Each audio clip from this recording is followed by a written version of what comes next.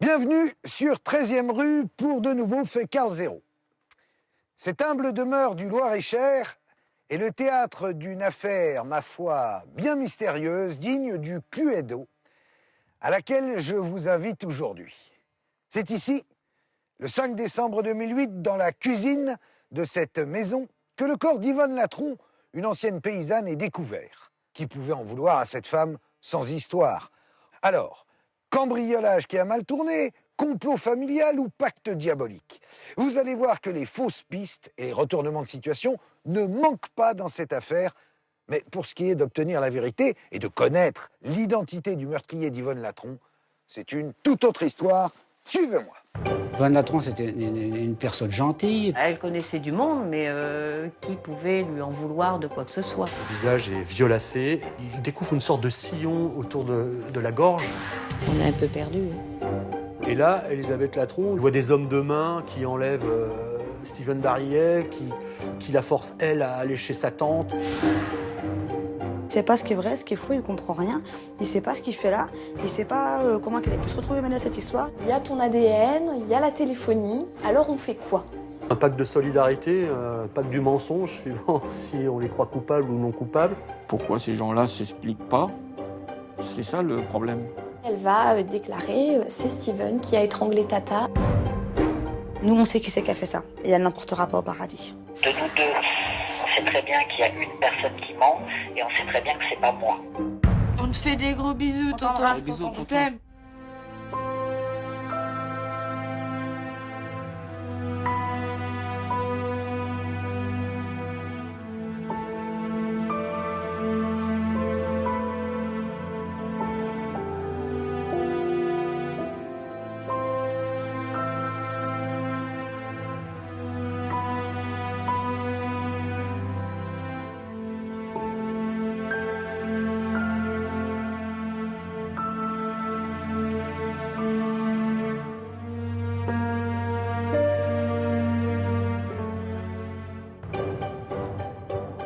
Quatre fermes, perdues au milieu des champs. Nous sommes au hameau Les Bordes, au fin fond du Loir-et-Cher, un havre de paix où le temps semble suspendu. Seulement 7 habitants, 3 couples à la retraite et une veuve, Yvonne Latron, 76 ans. Ici, l'entraide et le bon voisinage sont de rigueur. Le hameau, c'est une vie de famille ici. Tous les ans, on se réunit pour la galette des rois, c'est un coup chez un, un coup chez l'autre. Et pour la chasse, c'est pareil, on se retrouve pour prendre les apéritifs ensemble, etc. Puis s'il y avait un problème, on est prêt à se soutenir les uns les autres. Jusqu'à ce funeste 5 décembre 2008. Cet après-midi-là, Brigitte, une des voisines d'Yvonne, ne l'a pas vue depuis quelques jours. C'est donc tout naturellement qu'elle passe prendre des nouvelles. Il faisait beau, alors je dis bon, je vais aller la voir. Je pense qu'elle est dehors à jardiner, comme elle faisait d'habitude. Et c'est là que j'y suis allée.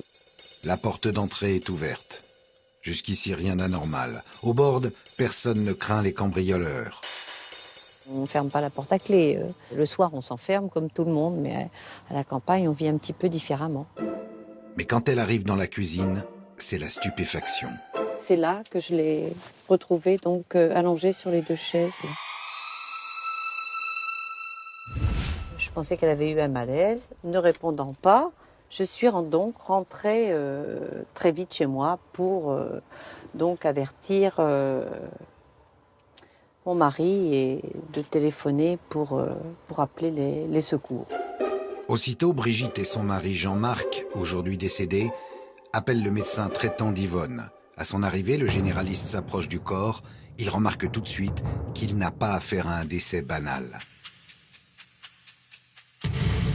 Le visage est violacé. Il découvre une sorte de sillon autour de la gorge. On constate aussi des hématomes au niveau des bras, au niveau du visage également, qui semblent indiquer l'intervention d'un tiers.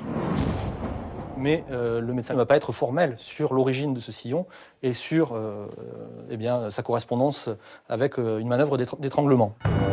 Immédiatement, le médecin alerte la gendarmerie. 30 minutes plus tard, les militaires ont investi l'habitation d'Yvonne Latron. Même si, à ce moment-là, la cause de la mort n'est pas déterminée, le sillon retrouvé sur la gorge de la vieille dame les interpelle. Les gendarmes entament alors une fouille méthodique et minutieuse de la maison, comme sur une scène de crime. Les gendarmes prennent des photos de toutes les pièces de la demeure de Madame Latron. Ils découvrent que la maison, il n'y a pas de désordre, il n'y a pas d'objets par terre. Du fait que la maison, elle était bien rangée. Non, c'est ça, une maison rangée comme je la connaissais. Alors c'est ça qui faisait un petit peu peur, oui. Vraiment curieux. Aucun objet de valeur n'aurait été volé. Seules affaires manquantes, le téléphone portable et le sac à main d'Yvonne, ainsi que quelques papiers de banque. Étonnant comme vol, si c'est un vol. Sur la table du séjour, un programme télé est ouvert à la date du 2 décembre. C'est aussi la date indiquée par l'éphéméride de la vieille dame. Alors à quand et à quelle heure remonte vraiment le décès d'Yvonne Latron? Pour en avoir le cœur net, les gendarmes emploient une bonne vieille méthode. Ils décident d'éplucher son courrier. C'est en inspectant la boîte aux lettres d'Yvonne Latron que les gendarmes vont découvrir 3 exemplaires de la Nouvelle République, le journal, le quotidien local auquel Yvonne était abonnée. L'exemplaire du 3, du 4 et du 5 décembre sont dans la boîte. Ça date la mort d'Yvonne au 2 décembre. Maintenant, les gendarmes font comme moi, ils se dirigent vers le petit garage d'Yvonne, là où elle rangeait son véhicule. Surprise, pas de véhicule. Vol de véhicule, c'est un peu léger comme mobile pour un crime. 2 enquêtes sont alors ouvertes en parallèle. Une pour recherche des causes de la mort et une autre pour vol. Le corps d'Yvonne Latron est transporté à l'Institut médico-légal de Tours pour y être autopsié. Dans le même temps, les gendarmes lancent un avis de recherche national pour la voiture, une Ford Fiesta grise. Une seule question hante leurs esprits, qui pouvait en vouloir à cette vieille dame sans défense de 76 ans? À Crucheret, tout le monde connaissait Yvonne Latron. Veuve depuis 5 ans, elle était très appréciée des quelques personnes qui l'entouraient. C'était une personne déjà sans histoire, d'une gentillesse, active. Pour cet âge-là, elle était en pleine santé. Yvonne Latron, c'était une personne gentille, et puis qui demandait qu'à vivre, de finir sa vie paisiblement, quoi, sans problème, en rendant service. Si on avait besoin de quelque chose, elle était prête. C'est quand même lamentable de voir une triste fin comme ça, quoi.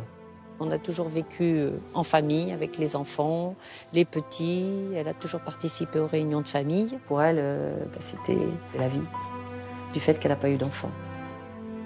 C'était d'ailleurs avec Reynald, son mari, le drame de leur vie. Après le décès de Reynald en 2003, Yvonne se rapproche de sa belle-sœur, Jeanne, qui habite à Vendôme, à une dizaine de kilomètres de chez elle. Et surtout, de la seconde fille de Jeanne, Elisabeth. Celle-ci a 2 fils qu'Yvonne gâte de temps à autre. Comme si Thibaut et Damien étaient les 2 petits-enfants qu'elle n'avait jamais eus.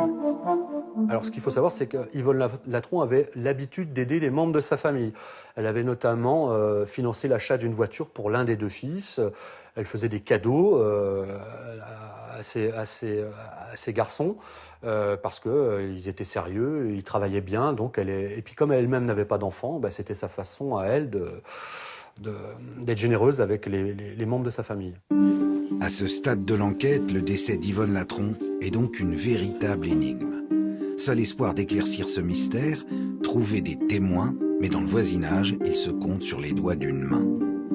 J'ai discuté avec elle le lundi matin entre 11h et midi. J'avais besoin d'aller chercher du matériel par là, envoyé par mon fils. Et, on a discuté de la pluie, du beau temps. Je ne l'ai pas trouvée trop rigolote, mais bon, un lundi comme ça, un peu... Sûrement qu'il y avait déjà quelque chose qui bouillait dans l'air, hein, sans doute, oui. Le mardi matin, elle va avoir un voisin au téléphone. C'est une personne qui est censée l'accompagner dans un voyage. Et elle va lui indiquer qu'elle ne souhaite pas se rendre au voyage, mais elle lui demande de lui ramener le petit cadeau qui est prévu pour l'ensemble des participants. Ce coup de fil du 2 décembre, c'est la dernière véritable trace de vie d'Yvonne Latron. L'enquête permettra d'établir que la factrice passe entre 11h et midi.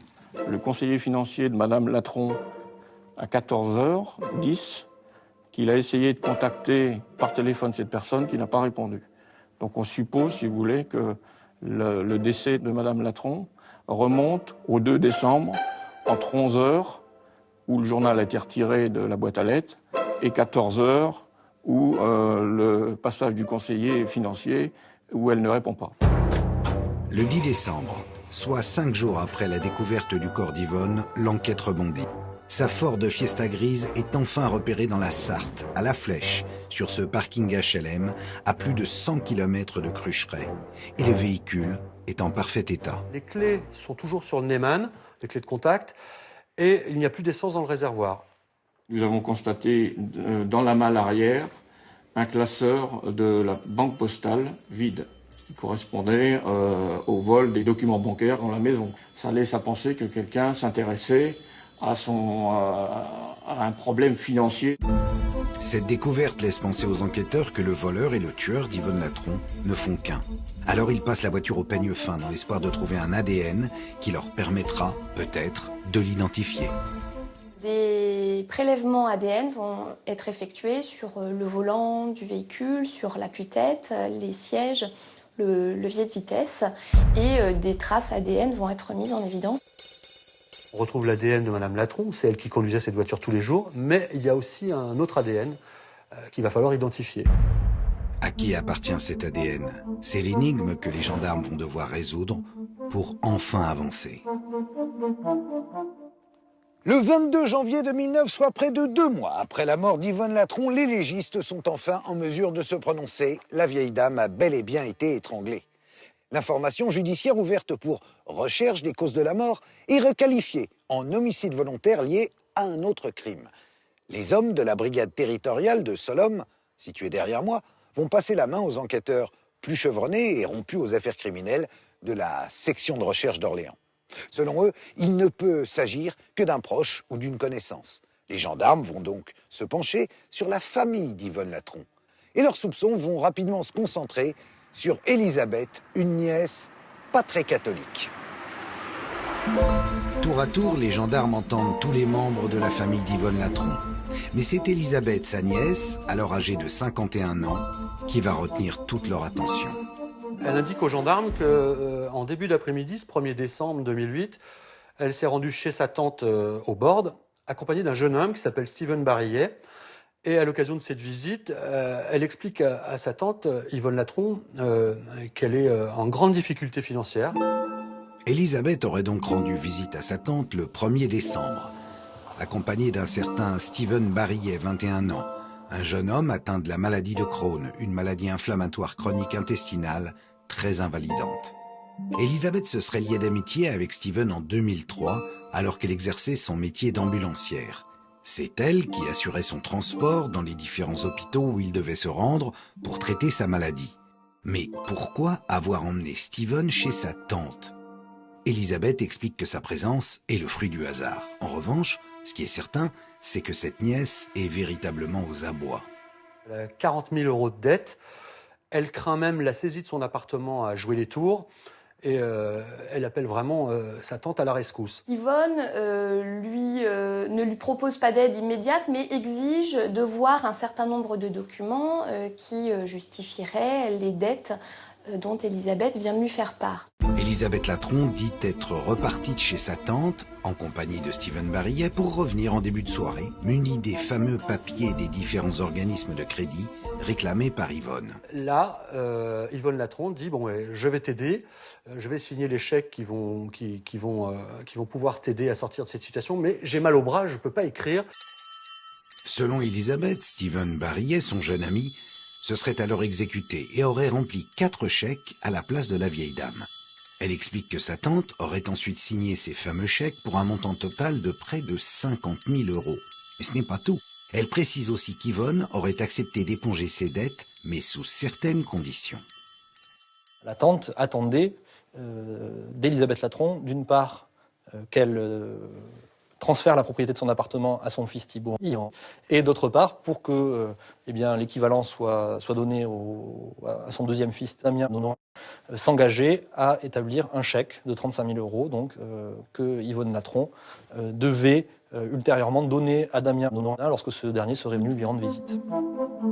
La générosité d'Yvonne n'est plus approuvée. Mais suite à ces révélations, les gendarmes restent perplexes. Depuis qu'ils ont retrouvé la voiture de la vieille dame, ils sont persuadés que le mobile du meurtre ne peut être que l'argent. Et voilà que sa nièce leur livre sur un plateau une histoire de chèque signé par la tante la veille de son décès. Ça leur paraît un peu gros. Surtout qu'ils ne sont pas les seuls à avoir des doutes. Lorsqu'elle est interrogée, la grande sœur d'Elisabeth, Monique, émet elle aussi quelques réserves sur ce scénario. Elle présente sa sœur comme étant une mégère un petit peu, et puis quelqu'un qui profite de tout, si vous voulez. Elle a émis beaucoup de doutes sur le fait que la tante pouvait avoir fait ces 5 chèques à destination de Latron Elisabeth. Elle indique également aux enquêteurs qu'Elisabeth a été impliquée quelques années plus tôt dans une autre affaire au cours de laquelle elle a été condamnée pour avoir envoyé 2 de ses jeunes collègues brûler la voiture de son ancien compagnon ou proxénète selon la façon dont on interprète les faits. Elisabeth aurait donc déjà eu affaire à la justice dans une histoire d'expédition punitive à l'encontre d'un de ses anciens compagnons, un certain Michel Georges, qu'elle présente comme son ancien proxénète. Mais qui est Elisabeth Latron? Une ambulancière? Une prostituée? Et pourquoi s'en serait-elle pris à sa tante, si généreuse avec elle? Le mystère s'épaissit. Elisabeth est la seconde fille d'un couple d'agriculteurs du Loir-et-Cher. À 14 ans, elle décide que la vie à la ferme n'est définitivement pas faite pour elle et part seule direction Paris. C'est là que les ennuis commencent. Elle est recueillie par un homme qui va lui offrir un toit pour la nuit, mais qui va surtout l'obliger à partager son lit. Elle va tomber sous la coupe de proxénètes à Paris qui vont l'obliger à se prostituer.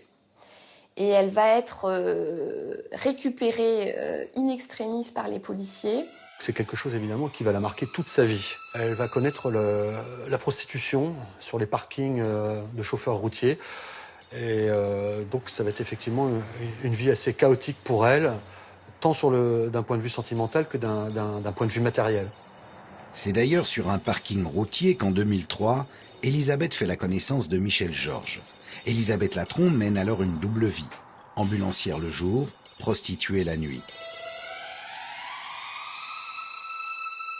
Au fil de leur enquête, les gendarmes découvrent l'univers trouble d'Elisabeth. Mais ils se rendent compte que cette femme peut aussi faire preuve d'une grande générosité. Peu de temps avant la mort de sa tante, Elisabeth Latron a de gros soucis dans sa vie familiale. Son père se meurt d'un cancer, donc elle décide de prendre un congé sans solde, d'arrêter de travailler pour s'occuper de lui jusqu'à sa mort. Elle est touchée par un trouble bipolaire.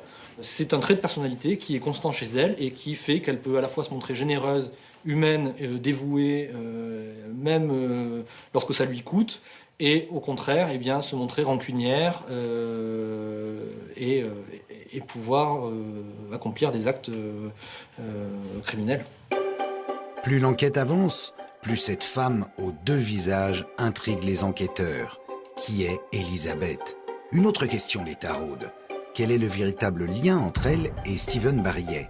Avec tout de même 30 ans d'écart, est-elle, comme elle aime le raconter, sa mère d'adoption? Ou pire, son amante? Le mystère est complet. Il n'y avait pas de relation amour-amant, il n'y avait pas de relation... C'était pas une relation mère-enfant, mais... je sais pas, ils discutaient ensemble, ils pouvaient se confier, j'en sais rien. Steven aurait donc beaucoup de reconnaissance pour celle qui l'accompagne dans sa maladie depuis des années. Il faut dire que sa vie ressemble à un véritable chemin de croix. Élevé à Tours dans une modeste famille désunie, Steven n'a jamais connu son père. À 7 ans, sa vie bascule. On lui diagnostique la maladie de Crohn. Tous les traitements, il n'y avait rien qui marchait sur lui, il n'y avait rien qui voulait, il a servi de cobaye pendant des années, il n'y a rien qui a voulu marcher. Ils ont essayé, puis repéré, puis réopéré. Qu'au moment où il est mêlé à ces faits-là, il a réussi à l'époque à trouver un travail de serveur dans une pizzeria. C'est la première fois qu'il est reconnu dans son travail. Son employeur a été particulièrement élogieux à son égard. C'est un garçon qui était toujours à l'heure, qui était parfaitement agréable dans cette pizzeria. C'est quelqu'un qui essayait d'avoir un minimum de vie comme tout le monde, qui voulait être monsieur tout le monde, qui voulait pas qu'on le voie malade, qui voulait pas qu'on s'apitoie sur lui, qui voulait pas qu'on le sache malade. En décembre 2008, Steven paraît enfin s'épanouir pleinement. Il a un travail et une vie sociale riche. Sur cette vidéo, tournée par Ondine, sa sœur, il fait la fête avec des amis comme n'importe quel garçon de son âge. À ce stade de l'enquête, Steven Barillet est l'unique alibi de l'ex-ambulancière. Les enquêteurs décident donc de l'entendre, d'abord comme simple témoin.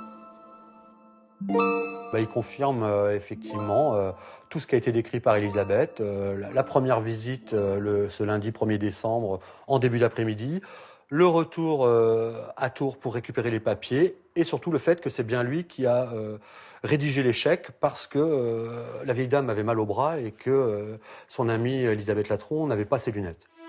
Après le 1er décembre, les enquêteurs lui demandent de détailler son emploi du temps du lendemain, le jour du meurtre. Steven Barillet va rejoindre Elisabeth Latron pour aller chez la mère d'Elisabeth Latron, mais à ce moment-là, il a un problème de poche et il est donc obligé de s'arrêter sur un parking. Il explique donc qu'il va passer environ 3/4 d'heure à l'intérieur du supermarché. Pendant ce temps, Elisabeth Latron l'attend sur le parking. Steven déclare ensuite qu'il repart en urgence à Tours, chez lui, à cause de son problème de poche. Il va laisser sa voiture sur le parking et part avec celle d'Elisabeth qui l'accompagne et reste dormir chez lui. Une version des faits qui est au mot près celle d'Elisabeth Latron. On demande à tous les proches qu'ils ont fait les premiers 2 et 3 décembre. Et la plupart, alors même que ça date de moins d'une semaine, quand on leur demande, disent je sais pas trop, je veux dire, ça tient en 5 lignes par journée, on va dire. Et eux, c'est 1 page par journée. C'est-à-dire que l'un comme l'autre, ils le détaillent leur emploi du temps comme si, je veux dire, c'est presque scientifique. Ça pose question sur une éventuelle préparation de ces auditions de témoins et sur l'élaboration éventuelle d'un scénario commun. Nous sommes devant le domicile de Steven Barillet à Tours. C'est ici qu'il prétend avoir passé la nuit avec Elisabeth Latron le 2 décembre au soir. Alors vous me direz pourquoi passer la nuit ensemble s'ils ne sont pas amants? Et pourquoi justement cette nuit-là? Steven Barillet couvre-t-il Elisabeth Latron par amitié? Lui a-t-elle promis de l'argent? Est-on face à une histoire de manipulation? En tout cas, les enquêteurs se disent qu'ils tiennent des suspects très sérieux et qu'ils vont vérifier leurs alibis, dans les moindres détails. Les gendarmes commencent par placer les 2 suspects sur écoute. Nous avons pu nous procurer des copies de ces écoutes téléphoniques et leurs conversations sont très mystérieuses. Elisabeth Latron est assez prudente, elle évite d'utiliser certains termes. Oui, j'ai plein de choses à te dire. Faut qu'on se parle. On dirait qu'elle emploie un langage codé avec Steven Barillet. C'est « tu sais de quoi on a parlé, enfin tu vois ce que je veux dire ». Ça bouge, et puis voilà. J'ai plein de trucs à te raconter. Du beau et du moins beau. Pour comprendre ces échanges assez opaques, je décide d'aller interroger Christian Baron, qui était le directeur d'enquête de la section de recherche d'Orléans. Tout ça, ça sent un peu bizarre, c'est assez curieux. On s'aperçoit effectivement qu'ils ont beaucoup de contacts entre eux. Jamais rien, je veux dire, de concret, mais des rendez-vous plus ou moins secrets où ils ont des choses à se dire. Ils se savent écouter et ils ont peur. Elisabeth est inquiète, elle se renseigne un petit peu pour savoir ce que les gendarmes peuvent bien avoir comme éléments dans leur dossier, etc. Mais jamais rien concernant leur participation sur cette affaire. Les suspects s'entourent donc de beaucoup de précautions. Mais les gendarmes n'ont toujours aucune preuve concrète. Ils décident alors d'éplucher la téléphonie de Steven Barillet, une piste qui va enfin porter ses fruits. Le 2 décembre, à 14h10, le portable de Steven Barillet actionne le relais téléphonique de Villeromain, qui couvre, entre autres, la commune de Crucheret, où demeure Yvonne Latron. Il était donc au maximum entre 3 et 5 km du domicile de la veuve. Pourtant, à cette même heure, rappelez-vous, Barillet déclare se trouver aux abords de Vendôme, une ville couverte par un autre relais téléphonique dans une zone commerciale à environ 10 km du domicile d'Yvonne Latron. Il précise également qu'il est reparti chez lui en empruntant la route nationale 10, un itinéraire lui aussi hors de portée du relais téléphonique de Villeromain. C'est donc le premier élément de l'enquête qui contredit la version du duo Barillet-Latron. Vous vérifiez aussi cet incident de la poche à Vendôme? Effectivement, ça a été vérifié. Bon, vous savez, le problème des toilettes dans un magasin, il n'y avait pas de caméra de surveillance ou inexploitable. Ce qui nous a intrigués surtout, c'est que dans cette galerie marchande, il y avait une pharmacie. Donc en fait, s'il avait effectivement des problèmes gastriques à cet endroit, je dirais, il aurait pu acheter le nécessaire à la pharmacie pour essayer de réparer son problème de poche gastrique. Lors de son interrogatoire, Steven avait également indiqué avoir laissé sa voiture sur ce parking de supermarché pour revenir la chercher le lendemain avec un ami. Cet ami dit non, je ne suis jamais allé à Vendôme. Donc là, il n'y a plus d'alibi et il y a un mensonge. Steven Barillet aurait donc menti. Et si c'était lui le coupable et pas Elisabeth? Mais dans le même temps, Elisabeth Latron a aussi menti, puisque leurs alibis sont liés. En épluchant la téléphonie de l'ex-ambulancière, les gendarmes trouvent un autre indice, plus qu'intrigant. Il y a un autre élément bizarre dans la téléphonie, c'est qu'ils coupent tous les deux leur portable à 14h10. Alors, à 14h10, ce qui n'est jamais fait par le passé, je veux dire. À 14h10, le 2 décembre, jusqu'au 3 décembre en fin de matinée, les portables des deux protagonistes, là, sont coupés. Ce qui ne permet pas de les localiser, si vous voulez, au niveau géographique. Le 2 décembre au soir, Steven et Elisabeth ont déclaré être restés au domicile de Steven. Le jeune homme a aussi précisé que cette semaine-là, il recevait les soins d'une infirmière tous les soirs. Mais là encore, sa version et les vérifications des gendarmes ne concordent pas. L'infirmière est bienvenue vers 19h30, 20h. Elle a sonné à la porte de l'appartement. Personne ne lui a ouvert. On va s'apercevoir que l'infirmière a essayé de joindre Steven Barillet sur son téléphone portable le soir du 2 décembre aux alentours de 20h et que cet appel a été renvoyé sur la messagerie de Steven Barillet, ce qui est cohérent puisqu'on sait qu'à ce moment-là, le portable de Steven Barillet est coupé depuis l'après-midi même aux alentours de 14h. Mais pour Ondine, la sœur de Steven, le silence de celui-ci serait le résultat d'une vaste manipulation orchestrée par Elisabeth. Alors moi, je parle en mon nom.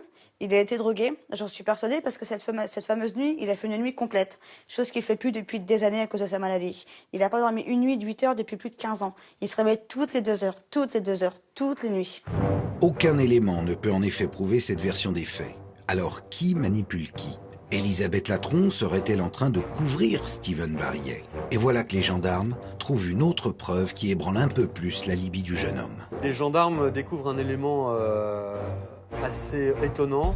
Ils épluchent les relevés de compte bancaire de Steven Barillet et ils découvrent que dans la nuit du 2 au 3 décembre, vers minuit 30, minuit 40, que sa carte bleue a servi à payer un plein d'essence dans une station-service d'un supermarché à Château-Lavallière, qui est une petite ville située à mi-chemin entre La Flèche, dans la Sarthe, où on va découvrir la voiture d'Yvonne Latron, et Tours, où réside Elisabeth Latron et Steven Barillet. Mais là encore, pour Ondine, cette preuve ne serait qu'un maillon de plus du complot mis en place par Elisabeth. Elle avait les codes, c'était pas compliqué. Si elle croit que quelqu'un s'est lui un somnifère pour dormir, pendant que dort, vous prenez la carte bleue, vous allez faire tout ce que vous voulez, vous revenez, vous l'arrangez, ni vu ni connu. Hein. Dans le courant du mois de mars 2009, les résultats des expertises effectuées dans la voiture d'Yvonne Latron parviennent enfin aux enquêteurs. La trace d'ADN relevée sur le volant correspond à un mélange d'ADN de Steven Barillet et d'Yvonne Latron. C'est l'élément de trop. Le 27 mars 2009, les deux suspects sont placés en garde à vue dans les locaux de la gendarmerie de Blois. A priori, Barillet est le maillon faible. Mais les enquêteurs ont beau lui énumérer, un à un, les éléments qui contredisent ses déclarations, le jeune homme nie tout en bloc. Les gendarmes butent sur une difficulté, le mobile du meurtre. Pour quelle raison Steven Barillet aurait-il tué Yvonne Latron? Les enquêteurs espèrent le faire craquer, mais c'est finalement Elisabeth qui va se montrer la plus fragile. Dès le début de sa garde à vue, Elisabeth Latron, elle découvre quelque chose qui lui fait très mal, c'est qu'on la déplace d'une cellule jusqu'à un bureau où on va l'interroger. Et là, qu'est-ce qu'elle découvre dans le couloir? Les paires de chaussures de ses deux fils. Elle prend donc conscience qu'ils sont également gardés à vue et qu'ils risquent donc d'être impliqués dans l'affaire. Et d'emblée, devant l'enquêtrice de la section de recherche, elle dit oui, c'est moi, il y a eu un meurtre. Tata a été étranglée avec le fil du téléphone ou avec un filin. C'est moi, mais libérez mes fils. Comment Elisabeth Latron peut-elle savoir que sa tante a été étranglée? Les gendarmes ont pris toutes leurs précautions pour garder secret le mode opératoire du meurtre. L'affaire semble sur le point d'être résolue, sauf que l'ex-ambulancière retrouve très vite ses esprits. Lorsqu'on fait une enquête, on se tient pas à des aveux spontanés comme ça. Ce qu'on veut, c'est effectivement des indices graves et concordants. Ce qu'on veut, nous, c'est savoir comment ça s'est passé, etc. Et là, aussitôt, elle est revenue carrément en arrière. Mais comment on fait pour revenir sur des aveux comme ça? On dit « Ah non, je déconne ». Non, mais si vous voulez, quand on commence à lui parler un petit peu, notamment qu'elle s'explique, elle a été incapable de nous le dire. Décidément, rien n'est simple avec Elisabeth Latron. Les enquêteurs l'ont appris à leurs dépens. Elle ne leur dira plus rien. Thibault et Damien, ses deux fils, sont rapidement mis hors de cause. Ils ont tous les deux un alibi. Reste la question du fameux chèque de 35 000 €. Damien n'en a pas connaissance. A-t-il vraiment existé? Les gendarmes en doutent. Quant à Steven Barillet, il maintient ne pas être retourné chez Yvonne Latron le 2 décembre. Le paiement du plein d'essence, la téléphonie, les témoins qui le contredisent, pour tous ces éléments de l'enquête, il n'a aucune explication. Il sait pas ce qui est vrai, ce qui est faux, il comprend rien. Il sait pas ce qu'il fait là. Il sait pas comment il a pu se retrouver mêlé à cette histoire. Il comprend toujours pas où est-ce que ça a commencé. Après 48 heures d'interrogatoire, Elisabeth Latron et Steven Barillet sont mis en examen pour meurtre. Mais qui a tué la vieille dame? La nièce, capable de livrer le mode opératoire? Steven, qui malgré la preuve du relais téléphonique maintient ne pas être retourné chez Yvonne le 2 décembre? Ou serait-ce un crime à 4 mains? Pour les proches du jeune homme en tout cas, qui viennent d'apprendre la nouvelle, la mise en cause de Steven n'a pas de sens. Il sait trop à quel point la vie est importante et il sait trop à quel point la vie coûte cher. Il sait que la vie coûte très cher, qu'elle tient à pas grand-chose et je crois que personne plus que lui peut le savoir aujourd'hui. Juste après sa garde à vue, Elisabeth Latron est placée en détention ici, à la maison d'arrêt d'Orléans. Steven Barillet, lui, est seulement sous contrôle judiciaire. Il a des rendez-vous à l'hôpital, à honorer, à cause évidemment de sa maladie. La justice a donc décidé de le laisser libre pour l'instant. Le juge chargé de l'enquête est confronté à un véritable casse-tête. Quel est le scénario précis du crime? Quelle est l'arme du crime? Qui a tué Yvonne Latron? Autant de questions auxquelles le juge va devoir trouver fissa des réponses. Et vu le manque de coopération des deux intéressés, la tâche s'annonce plus qu'ardue. Le 23 septembre 2009, soit 6 mois après son incarcération, Elisabeth Latron, du fond de sa cellule, adresse une lettre au juge d'instruction. Dans ce courrier, elle écrit au magistrat qu'elle sait qui a tué sa tante. Je me suis retrouvée face à un revolver et je me suis cachée sous une chaise. Elle voit des hommes de main qui enlèvent Steven Barillet, qui la force, elle, à aller chez sa tante. On l'attache, elle parle de gaz lacrymogène et d'une scène très violente. Le revolver avait un barillet. L'homme était grand et costaud. Pour moi, c'est Georges, mais je n'ai aucun moyen de le prouver. Dans sa lettre, Elisabeth Latron désigne le chef de cette bande organisée, Michel Georges. Souvenez-vous, c'est l'ex-proxénète contre qui elle avait monté une expédition punitive 3 ans plus tôt. Michel Georges est quelqu'un d'extrêmement violent, qui est un véritable tyran domestique, qui va jusqu'à blesser ses compagnes, jusqu'à leur imposer d'avoir des relations sexuelles avec une autre personne. Et l'une d'entre elles dépeindra également une scène au cours de laquelle il joue à la roulette russe avec elle. Finalement, le fond de cette histoire, eh bien, cela serait que cet ancien proxénète a fini par la retrouver, veut récupérer l'argent qu'elle lui doit et donc aurait fait pression sur sa tante pour obtenir cet argent, allant jusqu'à la tuer. Le juge organise un transport sur les lieux du crime avec Elisabeth, dans l'intention d'utiliser toutes les informations en sa possession pour définir une bonne fois pour toutes si oui ou non Elisabeth était présente chez Yvonne dans le créneau horaire du meurtre. Dans sa première déposition, Elisabeth aurait déclaré s'être fait couper les cheveux le 2 décembre en fin de matinée. Un élément a priori anodin, mais pas pour le magistrat instructeur. Il va décider d'effectuer des prélèvements à l'aide d'un aspirateur et de sacs d'aspirateurs différents dans toutes les pièces de l'habitation pour retrouver des cheveux. On retrouve des cheveux coupés ou qui semblent avoir été coupés et des cheveux tombés qui se trouvent être de la couleur de ceux d'Elisabeth Latron. La présence des cheveux coupés prouve que la nièce est donc bien revenue chez sa tante le jour du meurtre. Le magistrat fait aussi rejouer la scène du crime à Elisabeth Latron. Et son récit en situation paraît plus vrai que nature. À un moment donné, elle va se figer à côté d'une chaise. Elle va s'accroupir en tenant les barreaux et en disant « c'est là, c'était là ». Et elle va dire « c'est là que j'ai vu l'homme qui arrivait avec son arme et qui nous a menacés. Il y avait Tata, il y avait Steven. Deux possibilités donc. Soit Elisabeth Latron est une redoutable comédienne, soit Steven et elle ont bel et bien été les victimes d'un coup monté. Dans les jours qui suivent, Michel Georges, le possible troisième homme, est interpellé à son tour. Cet homme dit, moi non, je ne connais pas du tout cette tante, Yvonne Latron, encore moins le village où elle habite, j'ai jamais mis les pieds dans ce coin du Loir-et-Cher, c'est pas moi, j'ai rien fait. Dans la foulée, toutes les déclarations de Michel Georges sont vérifiées. Michel Georges ne se trouve pas dans le département de Loir-et-Cher, ni dans le département de la Sarthe. Il travaille comme chauffeur routier, donc à cette époque-là, dans la Vienne. Il n'y a aucun élément qui permet de lui imputer quoi que ce soit, quelque rôle que ce soit dans cette affaire. La reconstitution et surtout les vérifications du juge permettent d'écarter la thèse du coup monté par une bande organisée. Alors si le fameux Michel Georges n'est pas le tueur, qui est-ce? De son côté, Steven Barillet continue de nier s'être rendu chez la vieille dame le 2 décembre. Et il qualifie le scénario d'Elisabeth de totalement fantaisiste. On dirait que le duo Steven Barillet et Elisabeth Latron commence à vaciller. Comment résoudre ce mystérieux crime à huis clos? Le juge d'instruction décide de confronter les deux mis en examen.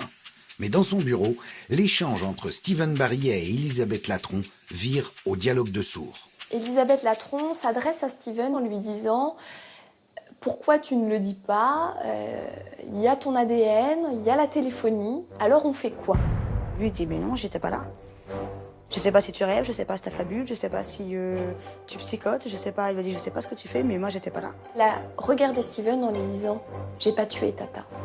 J'ai pas tué Tata » avec un peu de défi dans la voix et dans le regard.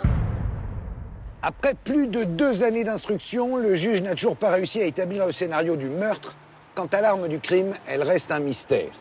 C'est donc dans ce contexte trouble, voire opaque, que le 12 octobre 2011, ici au Palais de Justice de Blois, va s'ouvrir le procès d'Elisabeth Latron et de Steven Barillet, le fils spirituel. Nous sommes au 5e jour du procès, et quand Michel Georges pénètre dans la salle d'audience, l'attitude d'Elisabeth Latron change du tout au tout. Lorsqu'il pénètre dans la salle de la cour d'assises, on a l'impression qu'Elisabeth Latron voit le diable en personne. On a l'impression, effectivement, d'assister à une scène où Elisabeth Latron exprimerait une crainte immense envers ce personnage qui, somme toute, lorsqu'on le voit à la barre de la cour d'assises, ne paraît certainement pas être le parrain décrit par Elisabeth Latron dans ses auditions. Il a décrit comme quelqu'un de manipulatrice, de psychopathe, de dangereuse. Elle a menacé sa femme parce que lui s'était marié. Et elle sourit. Elle est au pays des bisounours. Hein. La scène est décidément très étrange. Deux accusés, affectivement liés l'un à l'autre, mais dont l'attitude est radicalement différente. D'un côté, Elisabeth Latron, excentrique, et de l'autre, Steven Barillet, qui se mure dans son silence. Steven, il n'y a pas grand-chose sur lequel il peut répondre. On n'a pas à répondre sur l'échec du premier qui ont été fait le premier, etc. Il peut pas répondre de grand-chose parce qu'il n'était pas là-bas le lendemain. Il est pas revenu, il a rien volé chez la tante, il l'a pas tué, il a pas assisté au crime, il est pas au courant. Malgré les divergences de discours, les mensonges, les incohérences, ni Barillet ni Latron ne s'incriminent l'un l'autre. On parlera d'une sorte de pacte entre les deux, un pacte de solidarité, un pacte du mensonge, suivant si on les croit coupables ou non coupables. Et effectivement, ils se soutiennent. Les jours passent, mais impossible pour la cour de déterminer le vrai du faux. Lorsque Jeanne Latron, la mère d'Elisabeth, se présente à la barre, tout le monde espère que sa présence va provoquer un électrochoc. Quand vous voyez sa mère qui vient, je veux dire, sa mère, elle a quand même 80 et quelques années, elle a une canne, la pauvre, elle est fatiguée, elle est en pleurs, elle se lève face à sa fille, elle lui demande, s'il te plaît, je t'en supplie, Babette, dis-nous qui c'est qui a tué Tata. Elisabeth dit, maman, c'est la vérité, ça s'est passé comme ça. Impossible de faire la lumière sur le scénario du meurtre. À l'issue des débats, l'avocat général requiert une peine de 20 à 25 ans pour les deux accusés. Il retient l'argent comme mobile du crime et soutient la thèse de l'extorsion de chèques qui dégénère. Faute d'explication, il renvoie les deux accusés dos à dos. Le jury se retire pour délibérer. 3 heures plus tard, le verdict tombe. Elisabeth Latron écope de 25 ans de prison. Steven Barillet est condamné à 15 ans. Une sentence qui révolte le clan Barillet. C'est la terre qui s'écroule, je vois encore mon petit frère, là, on est tous debout à écouter la juge, et je vois mon petit frère qui s'écroule sur la chaise, qui lui jette un regard, mais foudroyant, parce qu'il lui dit, mais pourquoi tu me fais ça? Il la regarde, il lui dit, mais pourquoi tant de haine envers moi? Pourquoi tout ça? Pourquoi je suis là? Elisabeth Latron, totalement indifférente, c'est tout juste si elle n'affiche pas une sorte de sourire. La famille de Steven Barillet l'injurie, et néanmoins, elle leur répond du box « il va ressortir ». À peine le verdict prononcé, Steven Barillet annonce qu'il fait appel. Il continue de clamer son innocence. Ondine, sa sœur, monte alors un comité de soutien. Entourée d'amis, elle multiplie les actions. Elle va même jusqu'à faire du tapage devant la prison de Blois, comme sur cette vidéo tournée par ses amis.